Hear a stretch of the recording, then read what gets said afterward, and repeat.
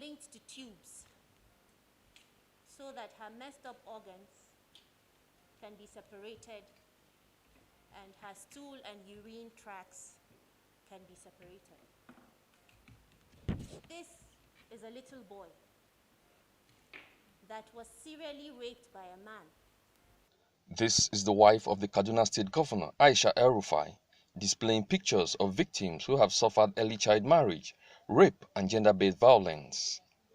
She is in the National Assembly pushing for stiffer punishment for offenders of this menace.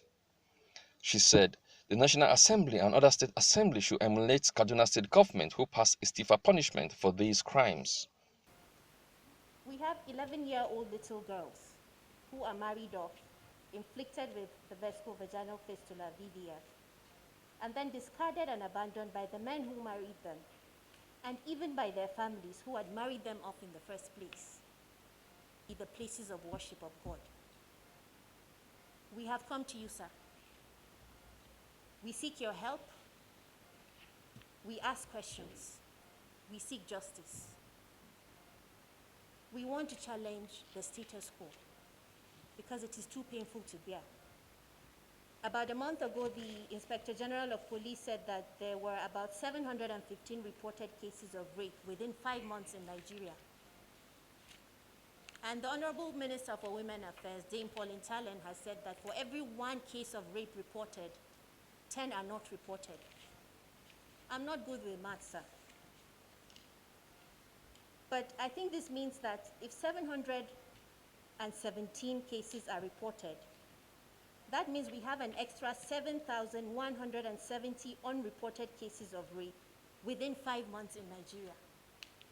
So we have 717 plus 7,170 in 5 months.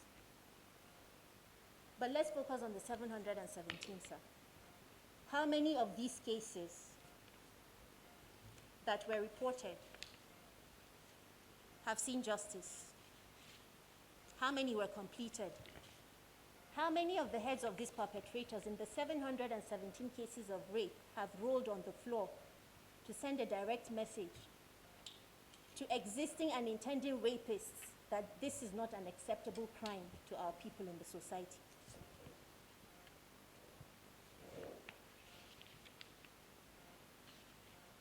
Why do lenient laws exist for perpetrators? I'll give an example. In Kaduna State, we had 7 years on rape until they were recently changed. How can the law be lenient to such brutality? We have come with questions, sir. We're not here to challenge you, but we, as laymen, as lay people who do not understand how these laws are brought about, we are here seeking for answers and for justice. Our lawmakers and men know that by our religions, inflicting physical, emotional, and psychological pain on every innocent being is a crime. Then how can they discard sexual and physical violence within marriages? We need a conversation with them, sir, to address their possible misconceptions and misguided contradictions with religious facts. Our state lawmakers need to be engaged in these straight talk conversations. If they're not ready to simply adopt the Child Rights Act and the VAP, then the Speaker of each state should tell us what else are the peculiar restrictions in their states. And Mr. Speaker, sir, we're ready to discuss with them state by state and suggest bills that are unique to the peculiarities of each state.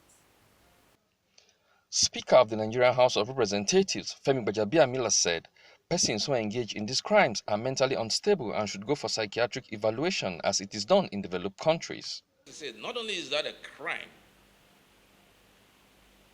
it is a despicable, immoral, disgusting crime.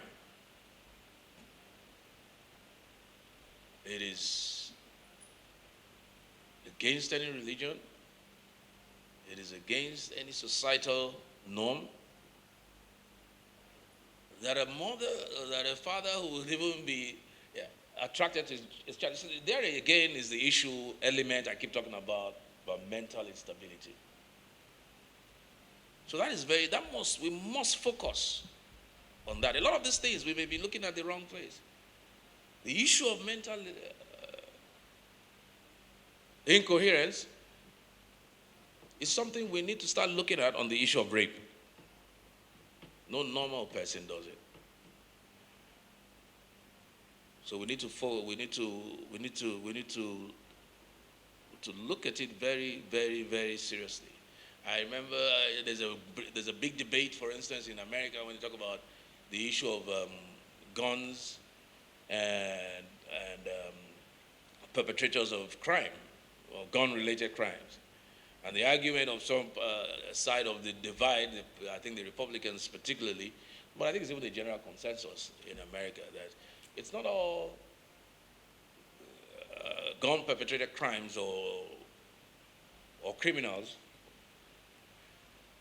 that have a lot of it is based on mental or insanity.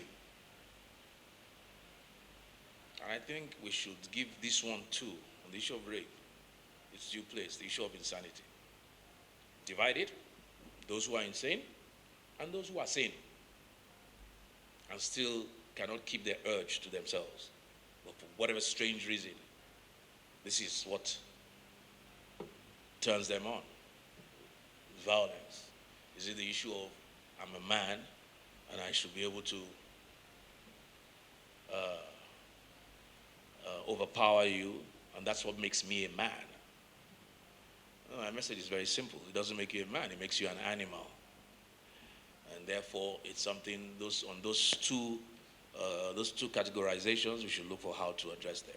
Gender-based violence, rape, and early child marriage have been at the front burner in recent times, as it is estimated that 6 out of every 10 girls have been exposed to this menace.